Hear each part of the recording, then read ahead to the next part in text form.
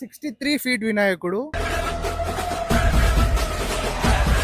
So మనం చూడొచ్చు మన హైదరాబాద్ లోనే ఒకటే గణపతి, మట్టి వినాయకుడు. ఇంత 60 ఫీట్ ఉన్న గణపతి అయితే ఇది ఒకటే. ఇది ఏనో కాదు, మన నాగోల్లో ఫ్లైఓవర్ పక్కన ఉన్న గల్లీలో ఉంది.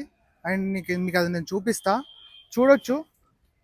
మొత్తం మట్టితోనే తయారు చేస్తారు. దీని కళాకారు కూడా ప్రీవియస్లీ మనకు వైజాగ్ లో తయారు చేసిన కళాకారే చేస్తున్నాడు. ఒకసారి డిజైనింగ్ చూడొచ్చు, మనం డిజైనింగ్ చూడొచ్చు, దీనిపైన వర్క్ చూడొచ్చు. ఇంకా కంప్లీట్ కాలేదు వర్క్ అయితే. 26th వరకు కంప్లీట్ అయిపోతుంది.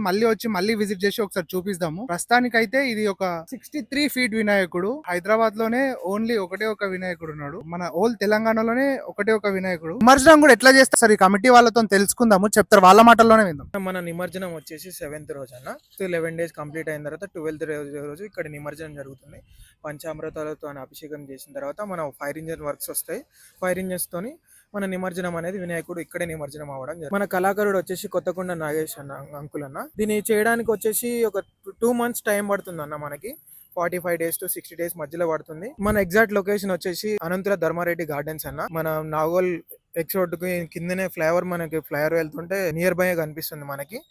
ఎవరు వచ్చినా పబ్లిక్ ఒకటే కోరుతున్నాము, సేఫ్ గా రావాలి, సేఫ్ గా వెళ్ళాలని కోరుకుంటున్నాం. Okay, thank you. మీకు కనుక ఏమైనా తెలిస్తే అయితే మీరైతే కామెంట్ చేయండి, చూద్దాం.